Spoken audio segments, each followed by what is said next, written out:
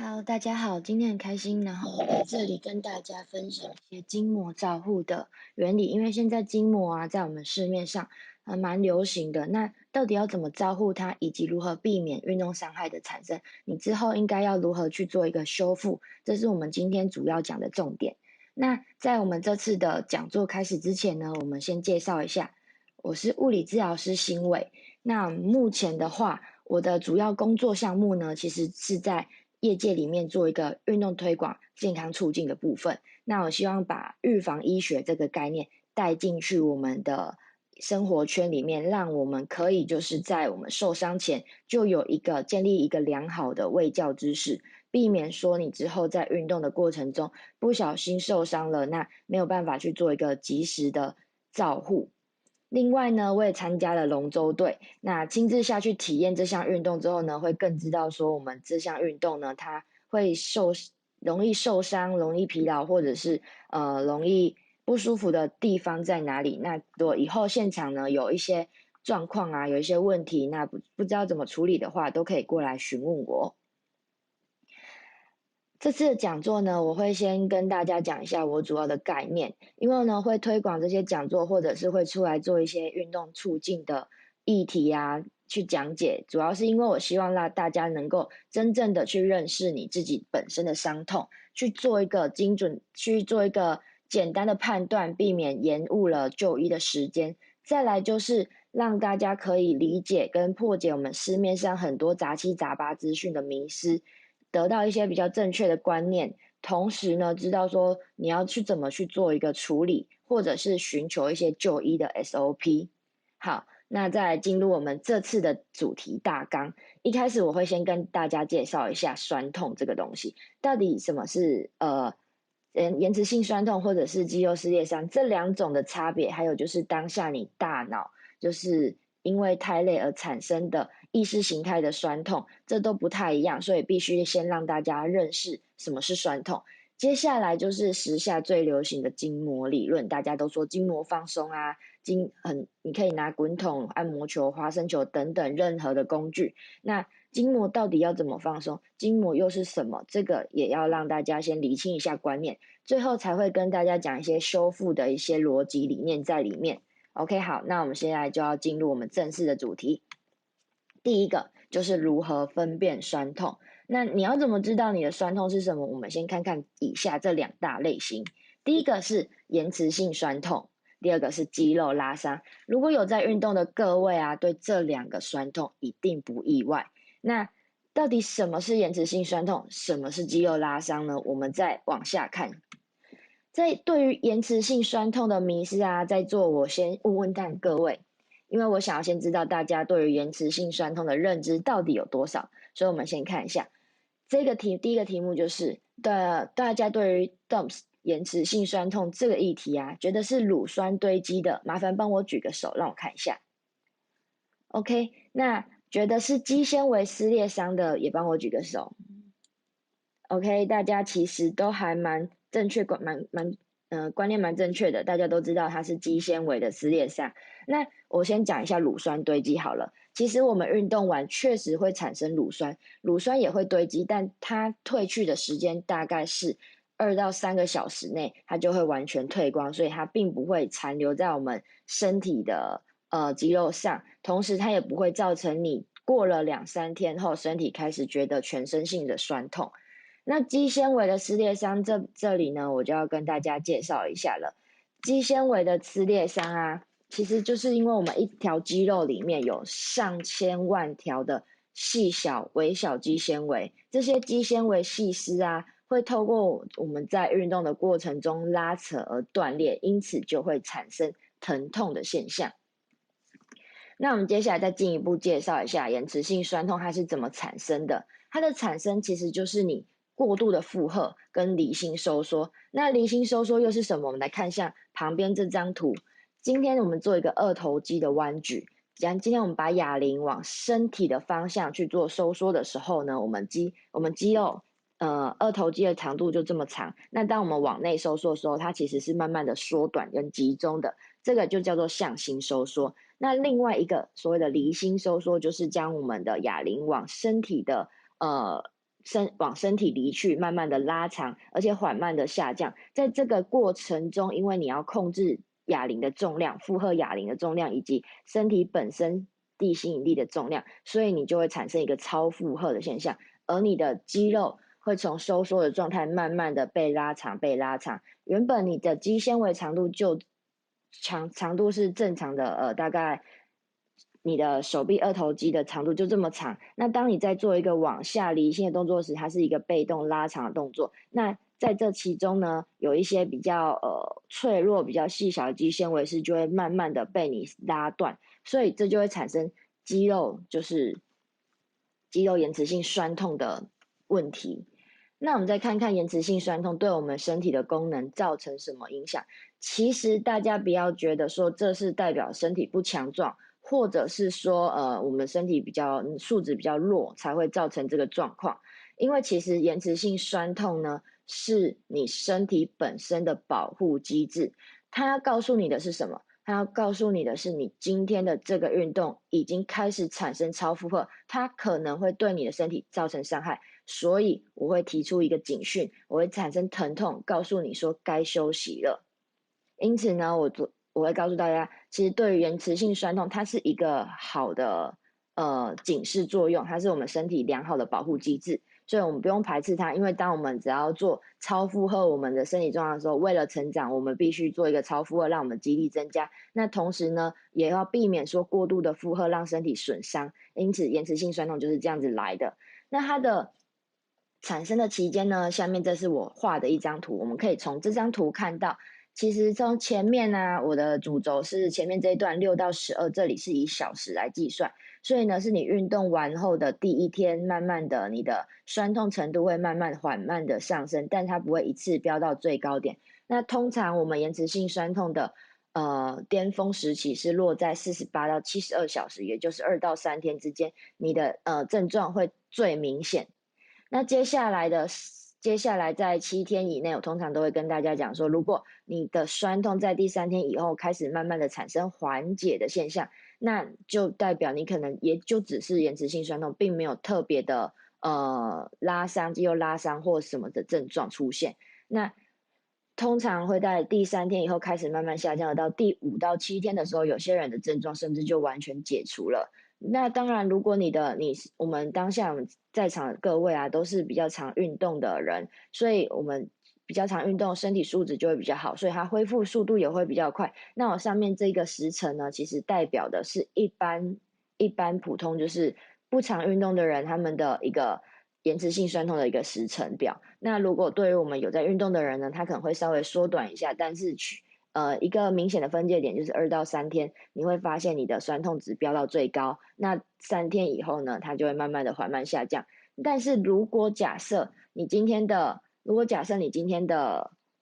运动量，应该说你今天的疼痛程度是第3天、第4天逐渐的又一直往上跑，越来越痛的时候，这时候呢，这是下一个警讯，表示你的肌纤维撕裂的数目太多，可能会造成拉伤的风险。这时候你可能已经造成严重拉伤或轻度拉伤，这个 level 呢，就你必须要去医院找医院诊所去找医生去做一个治疗跟诊断的部分。好，接下来我们到了缓解这一 part。好，接下来呢，我在讲就是刚刚那个问的问题，在缓解的部分，我们有主要温度治疗、药物、主动、物理治疗、压力跟营养。那温度是什么？就是你看有些选手啊，或者是跑完步，他们一下来，田径选手下来冰敷、泡冰桶，或者是冷热交替那种，那就是所谓的温度治疗。对，然后再来药物治疗的话，可能有些人真的受不了，我们就决定去吃药物这样。OK， 然后主动恢复就是所谓的动态恢复，或者是你做的一些轻量有氧的运动，这些都可以帮助你恢复。物理治疗的话，就是当你真的不行了，就来找我们吧。OK， 那压力治疗就是它是用因为气压的方式帮你把循环整个再打起来，因为你身体循环好的时候，你的修复能力就会快。这个是指像类似高压氧这种东西吗？高压氧，哇，这很高科技耶，这我在国训才遇得到，平常应该遇不太到。现在已经有一些机构有卖那种什么医美推上去的那个，高压氧现在管那个关在高压对啊，然后里面，然后现在太高级了，算是，它就是利用压力的方式把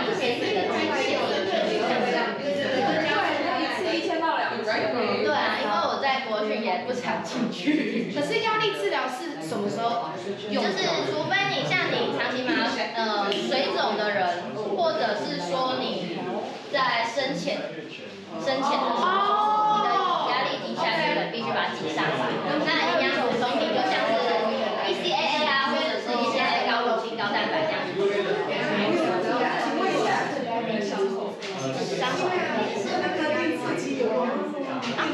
电刺激 ，OK， 电刺激其实就是属于物理治疗的部分，就是你们一般比较常见在复健科诊所，电疗、热敷、拉腰什么的，这个我超熟 ，OK， 来找我 ，OK， 那就像刚刚提到的问题啊，就是我如果今天很酸痛的话，去找人家按摩 ，OK， 其实这是2018、2020的这个研究，然后去统计下来发现啊，其实如果你是延迟性酸痛啊，找人家按摩是最快的，对，不要自己来太累了。就是直接你不管要去按摩店按摩或什么的，但是记得就是不要压得太过头，就吃太重了，吃太手力太对。所以觉得不舒服，他就不应该是对。就有些人观念就觉得哇痛才是好，可是其实不见得。痛不见得是好，你要知道它的时间跟它它目前状况产生。对，那如果只是单纯的延迟性酸，或者是你马拉松啊3天跑完，隔天没事的话，你可以选择去按摩店按摩，因为它是恢复效果是最好的。那我想问一下，按摩跟那个复健的按摩，复健式的徒手按摩差别在哪？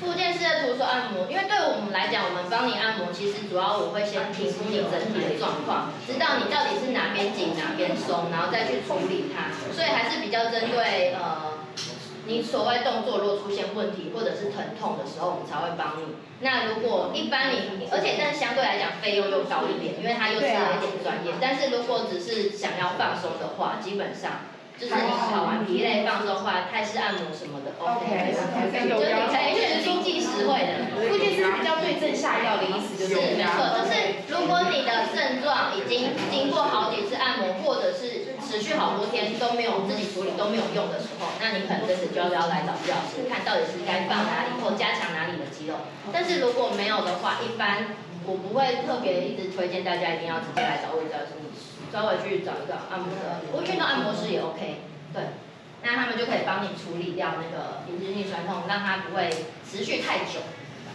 那再来我们就要进到肌肉拉伤。刚刚讲到延迟性酸痛，它其实是少数的肌纤维撕裂，那肌肉拉伤就是一次对大数量的一次断掉，所以你才会感觉到过度的疼痛。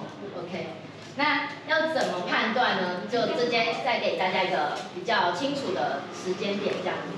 假设你是延迟性酸痛，好了，到了第3天，理论上过了第4天，应该2、3天这里是高峰期，到第4天之后它应该要强度下降。对，那到第5天我是抓1星期啦，因为1周大家比较急，1周后那个感觉不见，那你就不用太担心。但是假设到第5天，它的疼痛程度是一直在往上跑的，这时候你就要赶快来找复健科、骨科或者是找治疗师这样子。OK， 这里。没问题哦。好，那我想问，所以它其实痛感是那个感觉是一样的。痛感其实一样，有些人其实应该是说每一个人对于疼痛的耐受阈值都不一样，所以在延迟性酸痛的时候，有些人到第3天觉得不行，那整个就死在床上这样子。但是另外一个可以验证的方式就是你强迫自己起来走一走、动一动，发现好像还好一点的。对，假设你起来动一动会更痛，那就不是一个很好的状况。但是动完之后你觉得就是我所谓的主动恢复啊，一些轻量的运动，然后运动完发现身体其实还可以接受，那就是属于延迟性酸痛。OK， 那再来就是到了肌肉拉伤的部分。肌肉拉伤的话呢，我会比较需要跟大家宣导，就是它有分2个时期，叫急性期跟亚急性期。这2个时期我们会医师可能会给你一些卫教，但是不一定大家都认真遵守，所以这里我需要宣导一下。然后我们有一个口号，就是 peace 跟 love。对，在急性期的时候呢，我们会看到的是这里红肿热痛4个现象。OK， 如果红肿热痛怎么看？第一就是你先假设你今天是这只手撞到，那你觉得它你要怎么比较？就是拿你的对侧手去相比，或者是你拿近端、远端这样子，就是前后的皮肤去相比较，这个地方感觉比较红，就是发红，然后肿胀。那热痛就更不用讲，大家已经很明显就可以感受到。所以在急性期的时候，这4个是一个标准值，就是你看到这些东西出现，那就是急性期。那在急性期的时候呢，通常我们都会选择帮你固定，而不是就是对。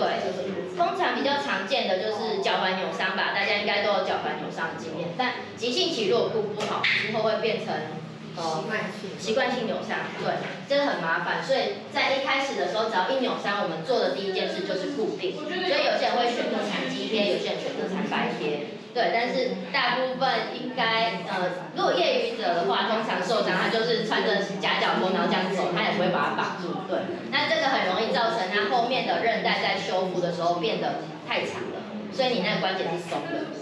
那就变成之后，如果你要做高强度的跑步或跳跃的运动的时候，你可能就会变成需要穿护踝或什么的。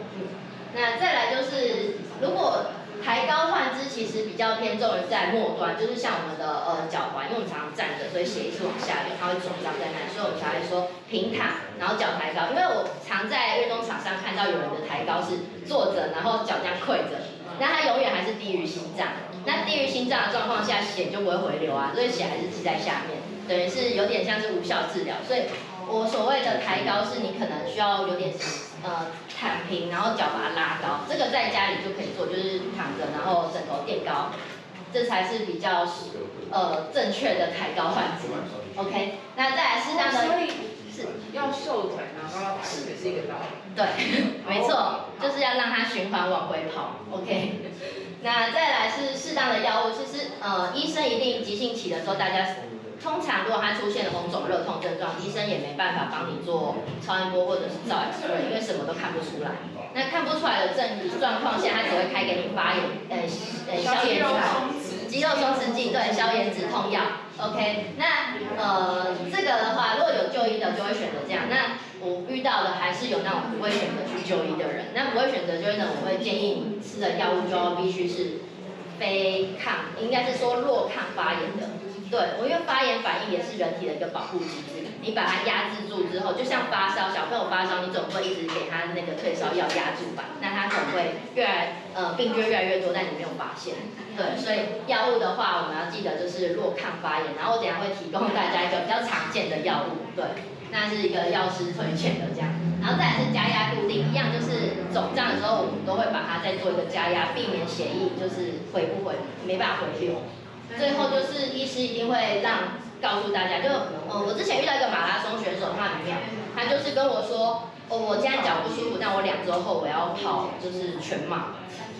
然后他说我一定要就是他说什么他的踝关节没办法弯曲，他希望在2周后可以做到这件事情。然后所以我就觉得跟他在教育的那个层面上，他没办法直接打他没办法理解我的意思，然后他只是觉得说做一次物理治疗，他应该可以跑得更远。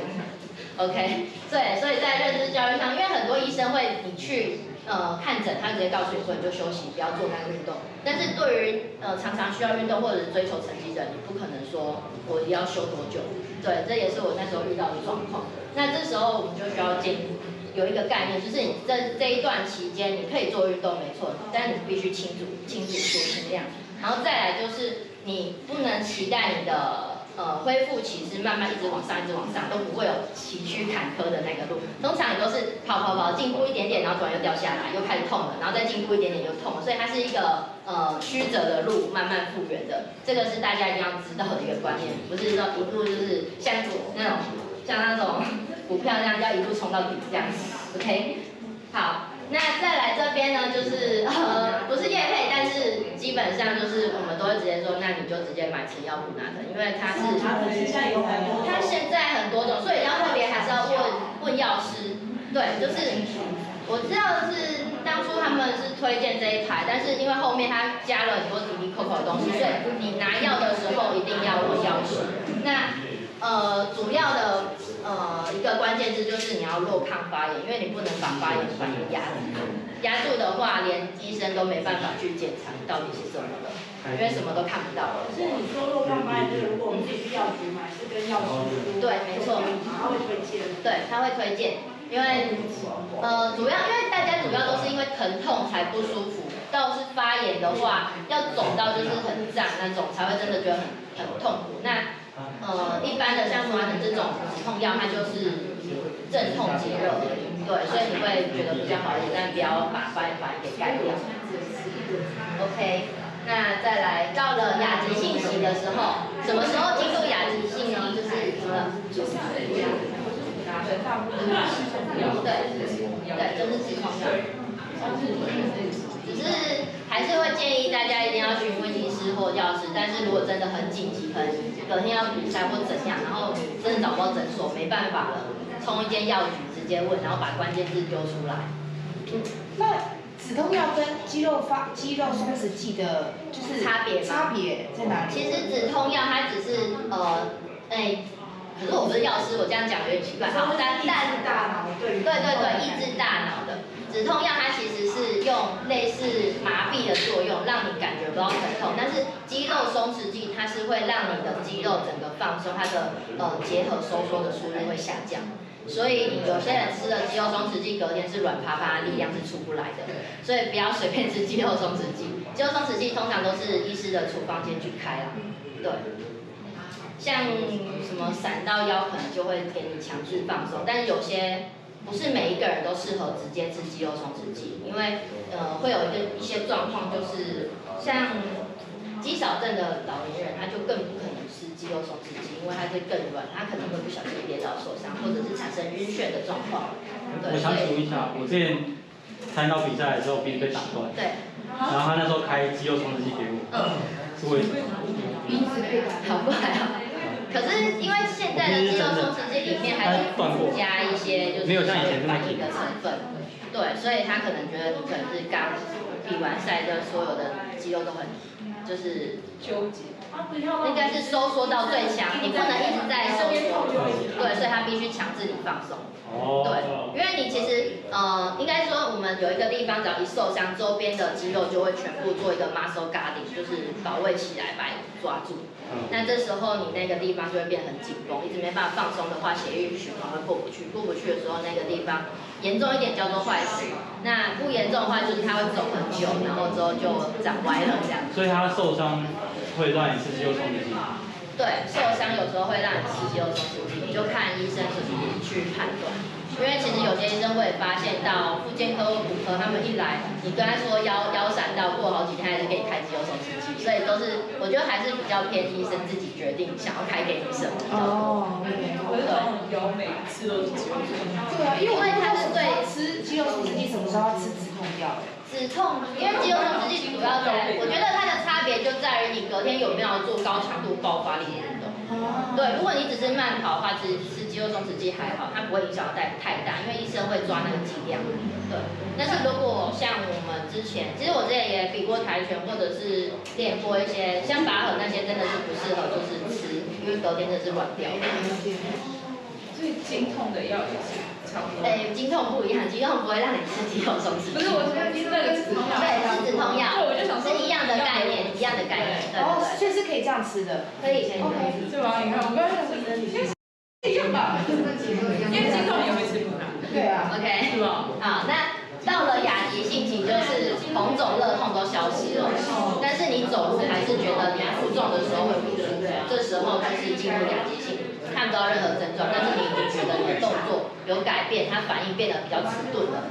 对，那在亚急性期的时候呢，我们会在无痛的状态下让你去就是把重心偏移压回来，尤其是脚的部分真的很麻烦，是因为我们走路平衡其实都是靠足底的回馈去告诉你说你现在是人偏左偏右，但是当你今天受伤，你一定会选择踩在你的健侧就好边这里。那这时候你其实走个2-3天，你的身体自然就修正，就变习惯重心就压在这里。那当你开始要可以负重，就是你脚比较不那么痛，可以开始承重行走的时候，这时候会改不过来。那它间接的影响的是你跑步的姿势、膝盖、髋关节，甚至影响到你的脊椎的位置、中立跟你的肩关节，它其实是一连贯的。对，所以如果是长跑马拉松的人的话，必须特别注重在你如果脚踝真的扭伤，必须很积极的去做治疗，不然你的平衡会整个跑掉，跑掉要再拉回来。我基本上保守估计6个月。对，6个月的时间真的是一直在帮你做本体感觉的训练跟肌力的控制，那就是很漫长的一个复健流程。好，然后再来就是基本上就是有氧都可以开始做了，但是像那种简单讲就是你做的任何运动，这到亚急性期都可以同意你做任何运动，但是前提是你不能产生疼痛。对，那这个产生疼痛大家都会自己停掉，所以这都还好，亚急性期就比较好照顾。主要在于心态的部分，因为大家都会说我已经受伤这么久，应该要赶快积极的回到原来的状态或什么的，主要是大家都会输在心态这一块，因为可能会觉得我的症状怎么反反复复，然后时好时坏这样子，对，但是这是你必须去面对，因为其实一个软组织，所谓软组织就是像肌肉受伤啊，基本上它的修复期就是用3到6个月去起跳去计算，所以不会是什么1、2个礼拜、2、3礼拜、1个月就跟我说我已经完全康复了。太惨烈了。对，所以真的很麻烦，就是到拉伤这个程度，就是必须要这么久去修复它，或者是你的重量就要慢慢递增，而不是一次加到你原来的量。虽然你自己身体，而且通常一般人就是因为我们不是那种积极在训练的选手，高强选手，所以他们对身体的敏感度并没有高到就是可以马上一点点改变，他就马上发现。对，那这时候就会怎么了？拉伤过后的那个部位，其他的软度会有差。拉伤的话，基本上第一，你休息的时间，你肌肉就会僵硬掉了，因为你不常的去刺激它，然后弹性也会下降，肌力一定会掉下来。对，所以等于拉伤的时候，有点像是就是有点它是这里这个地方受伤，但是它的周围基本上都影响到，而且它的能力全部都弱化了。对，所以你必须要知道，你有很长的一段时间慢慢的去增加，甚至说，你必须特别针对这个区域去做那个肌力训练、重量训练。但是有时候过于不及，因为你抓不好抓不好那个量的时候，你可能不小心就把它扯断了。对。所以这里的话，我会建议，如果有教练的话，可以跟着教练；那如果没有的话，自己就是适可而止抓的一个量，不要说就是为了积极，就是赶快恢复，然后硬操硬练这样子。那只要一发现红肿热痛，马上退回急性期了。那如果一直反反复复变成慢性发炎的症状呢，直接就医。慢性发炎就是这个时间拖了3个月，你这只脚一直都是只要运动它就肿，只要运动它就肿。那这时候就是属于慢性发炎3个月，那3个月是一个界限，那你就赶快就医，可能需要震波什么破坏重新再修复，或者是其他的打葡萄糖胺什么之类的治疗。我们最不希望的就是这边没顾好之后变成慢性的一个反复的受伤这样。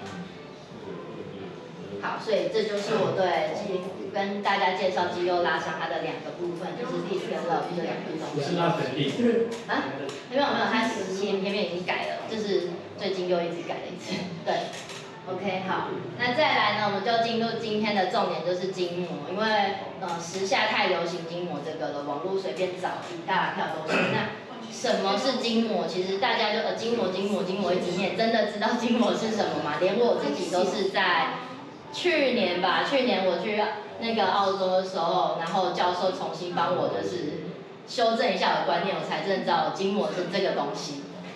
对，那简单讲给大家听的话，筋膜就像我们穿的 legging 啊，或者是那种全身的塑身衣那种，它就是我们一出生就是有点像是整肌包膜的概念，全部所有器官、所有的血管组织啊、神经骨骼，它全部都粘在一起。猪肉吗？我觉得肌肉比较好，肌肉你可以看到那个筋膜的纤维。就是你撕开你看薄薄的一层。是里肌肉吗？不是外面外面的那个也是哦，是那一层薄薄的雾雾的。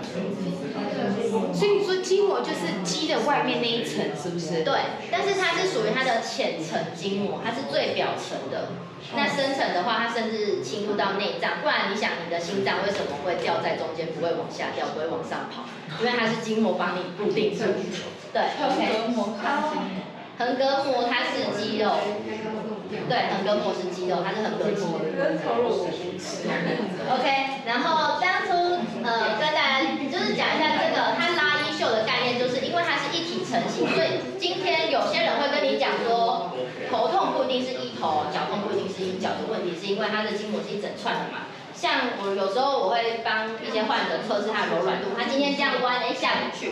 那下不去呢，有些人会选择就是刺激脚底，拿一颗按摩球，我的按摩球嘞，拿一颗按摩球去脚底踩一踩，踩一踩之后，它的筋膜松了就下去。那有时候我不一定会让他踩球，他甚至帮我做一个伸展拉筋的动作，把那个颈部的后面的肌群放松，它就可以弯下去了。所以它是一整片连在一起的。所以不是说就是弯不下去，可能就是要伸展腿后啊。有时候做一些小技巧，就是外面可能一些破梗的小技巧，对啊，告诉大家说，你们会觉得很神奇，为什么我踩一踩就下去了这样子？对，因为它是整片连在一起的。所以像它衣袖这样子拉着的时候啊，这边是松的，这边就会是紧的。所以我们有时候用一些滚筒或按摩球去放松这边的时候。放松完之后，这边不一定会真的松掉。你可能有时候觉得这边紧，那你把它放完之后，然后它是松的，可是相对来讲这边会变紧，所以你应该是两侧都用，而不是你只选择你觉得不舒服的那一侧去处理它。那如果要再更深入一点的话，其实就是回到治疗所里面找治疗师，我们处理的筋膜的话就会更复杂，需要再去讨论说，去找你全身到底是哪边紧哪边松。而不是就是直接针对你不舒服的地方一直狂放，对，那所以这就是治疗师跟可能运动按摩或按摩师的差别在这里，因为我们通常去按摩就是全身都给你压过一片，但是在治疗的方面，我们会是特别去找你一些真的是粘连的点才去做处理。那这是一开始筋膜理论出来的构造，它是用很多支铅笔，然后跟橡皮筋这样子组在一起。所以它是有一个张力，所以你给它下压的时候，它是会回弹的。那如果是弄在骨骼人身上，就是长这样，就是它也是筋膜就是这样子，轻盈拔软的把你的身体所有的构造都把它粘在一起，所以你才会是立体的这样子。如果假设你今天把人的筋膜拿掉，你可能就是一个散掉的骨头。OK。好，所以筋膜都是膜，还是它有这种支撑架？没有，它就是膜，这只是一个我们外面做出来的模型，让大家看一下，因为它也富有弹性，所以我才会说它有一个弹，对，不容易变形。是肌肉愈合的意思。我的铅笔可能就代表肌肉。对，没错。然后筋膜就是它可能建立在肌肉上面的是没错。还是它只是骨头，就是肌肉包肌肉骨头在最里面，然后包肌肉这样包上去。所以其实应该是说，你们有吃过橘子吗？有。对，那橘子打开里面是不是有白白的那个丝？那它是不是遍布在整个，就是它有深入里面，也有在外面。那筋膜的概念就是这样，所以我们所有的组织就是你的橘子的肉，那你外面的那一些白白的膜全部就是肌这样，所以它就把它塑形跟固定。OK， 好，那所以这边呢就让大家看，所以不管是内脏器官啊、心血管系统，或者是神经，或者是骨头，这些全部都是由筋膜来做支持。所以今天你筋膜同时上面有血管嘛，有血管，然后有神经，所以你会感觉到疼痛。应该是说你用按摩枪，这就要解释到按摩枪了。按摩枪为什么有用？因为它是触发了筋膜上面神经的痛觉感受器。它让它变震动觉，盖过那个疼痛，所以你按完之后呢，为什么松了？对，然后而且不那么痛，因为痛觉被盖过去，同时松了是因为它高速的一直狂帮你刺激，所以你麻痹了，然后你的压力感受器觉得应该要肌肉要放松，不然会再受伤，所以就是强制你放松的意思。对，所以其实我们放松筋膜不是。筋膜没办法放松，它其实是靠它上面的所有的感受器去帮你调整你身体的一些问题。对，所以然后我这边写的是，如果你要让一个筋膜产生一个形变，很特别哦，1平方公分需要你100公斤的拉力。那你看嘛，举重选手举100公斤的人，他不一定握力有到100公斤，你就想那么大只的壮汉，也没办法把你的筋膜变形。那更何况是现在时下常常讲的什么筋膜放松，或者是你升压滚筒什么，就可以把筋膜给放松。其实放松这个字词，就是我今天要跟大家讲的第2个名词，就是筋膜放松，它其实不是一个正确的说法，因为它根本没办法去放松，它太僵硬了。如果照刚那样说，这样感到是刺激。没错，就是你是刺激筋膜上面的所有的感受器，去改变它的状态，让你的身体去调整它的平衡。就是让脑袋放松，不是我们对，没错，不是。帮助它。对。OK， 好，那这边就是让大家看皮肤底下筋膜的皮肤底下有脂肪层，脂肪层下面这里的筋膜上面全部都有各种的感受器，那你就是透过不同的刺激，然后去让它产生交互作用。对。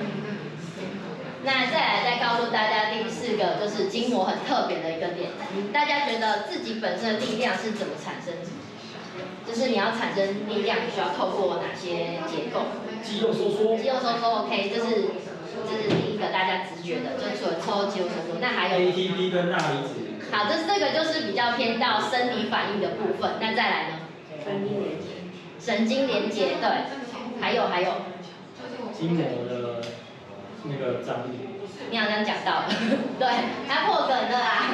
OK， 好，那研究就发现呢，我们在产生100%力量的时候，其中70% 来自于肌肉、神经跟你刚刚讲的所有东西，但是有30% 是来自你的筋膜。所以假设你今天受伤，筋膜产生粘连的话，导致你肌肉的收缩空间也变了，然后你的那个筋膜的弹性也变了的时候，你的力量输出就会变少。所以这个很重要，这个是在于，因为我们常常做一些高强度、高爆发的运动，所以很容易产生粘连的现象。那我粘连这边会跟大家解释，就是像我们平常受伤啊，表皮会结痂嘛，结痂风干就没事，但是我们体内的肌纤维撕裂的受伤，它没办法风干啊，它只会产生不断的胶原蛋白跟一些营养物质去把它做一个修复愈合的动作。那这时候那个地方就会产生粘连，就像表皮结痂一样，然后它又没办法因为风干而脱落出来，就粘在里面。OK， 那再来让大家看一下筋膜的组成，这是用显微镜下去看的，它就是很像那种透明的蜘蛛丝，然后带一点水分的感觉。它的黄金比例是70% 的水分跟30% 的胶原蛋白。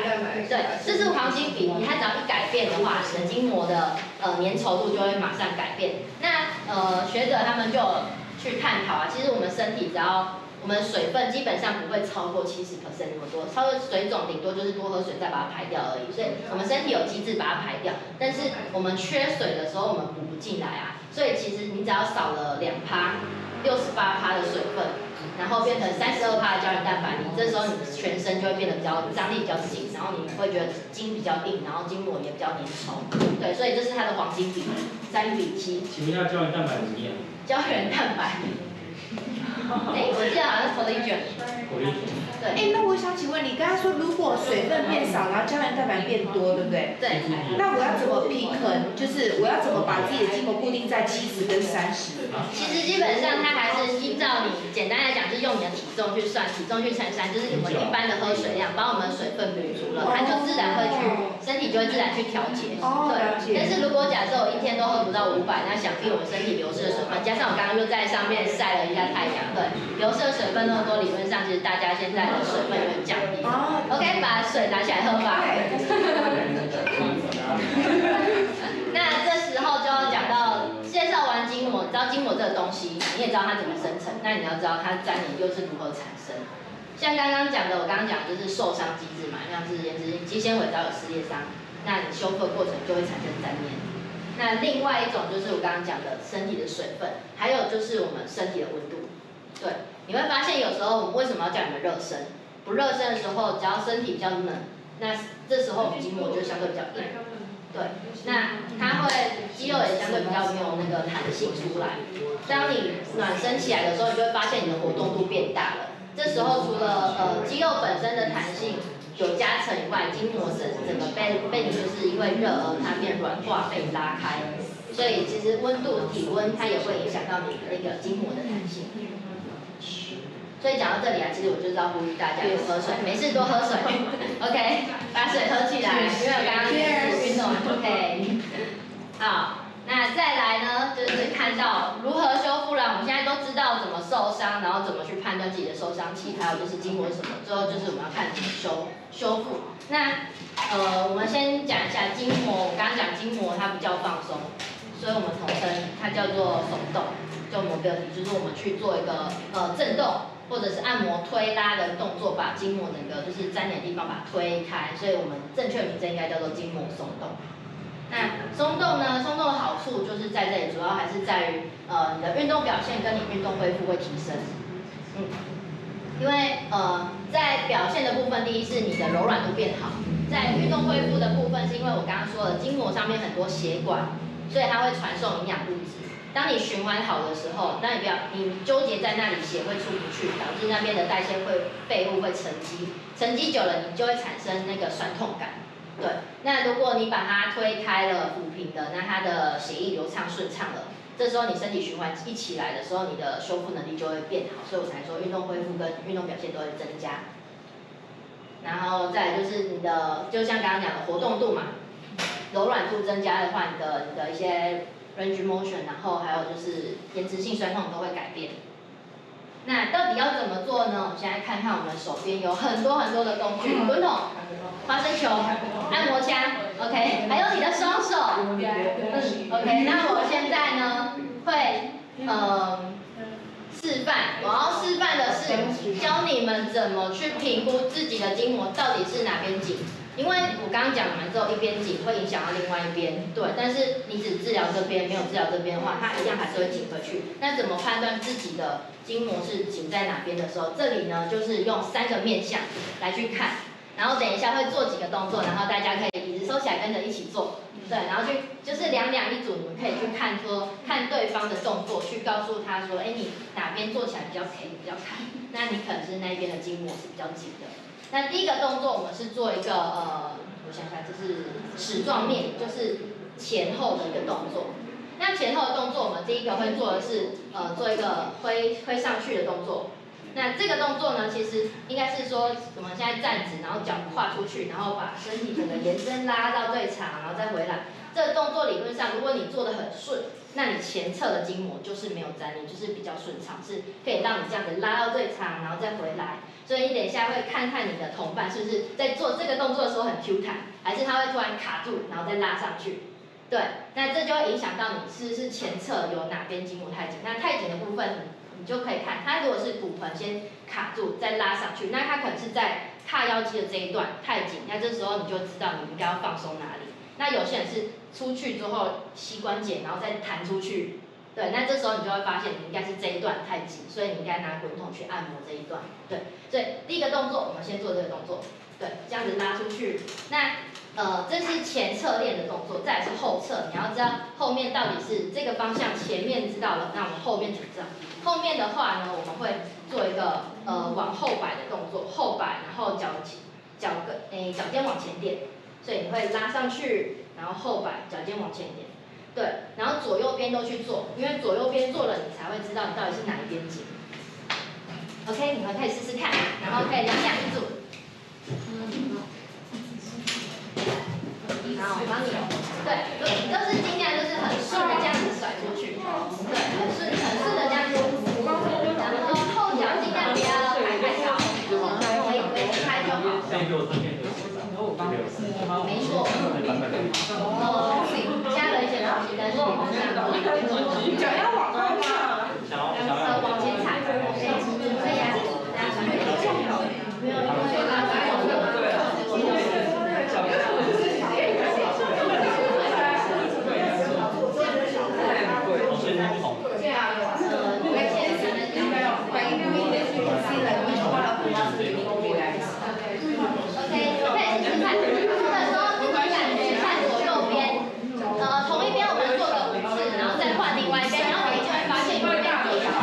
因为那如果没有很卡，没有特别的感觉，其实前侧练后面的话是手往后摆的瞬间，脚往前点，对，所以我那我们就律动性把它带出来。对，你会觉得如果发现手这里好像提起来的时候还特别摆了一下，因为我们是用手来带动你的脚，所以你的驱动点是你的手，摆手，对，摆手的瞬间把它拉下来。手好像还行，但往后好 K。往后很 K， 对不对？通常往后很 K， 其实很多人都是在胸前这里啊，它是紧绷的，所以你们的胸肌这边需要做一些按摩。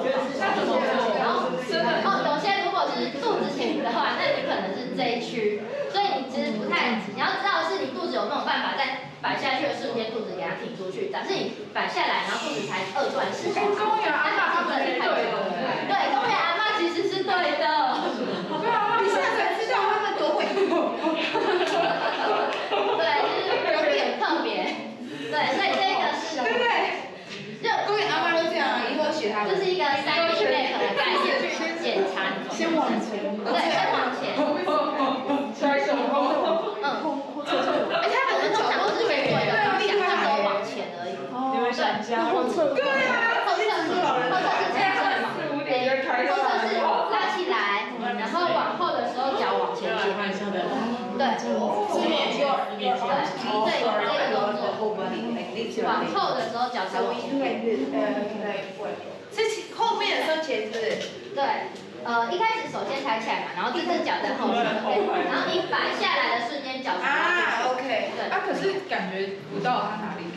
感觉不到哪，其实这个很主观，就是你只要感觉不到哪里疼，那表示它其实两边都没有问题。但是通常会K 的地方比较偏向是到这里的时候，骨盆这一段会在二段式，不然你帮我做一次，我来看一下。你说对，不用到就是弯脚，它其实是两只脚是打平，不需要弯，对 ，OK。那拉起来的时候，下后面这只脚可以微微的脚跟微抬就好了。等一下是上去的时候在前面还是？对，你要用手去带。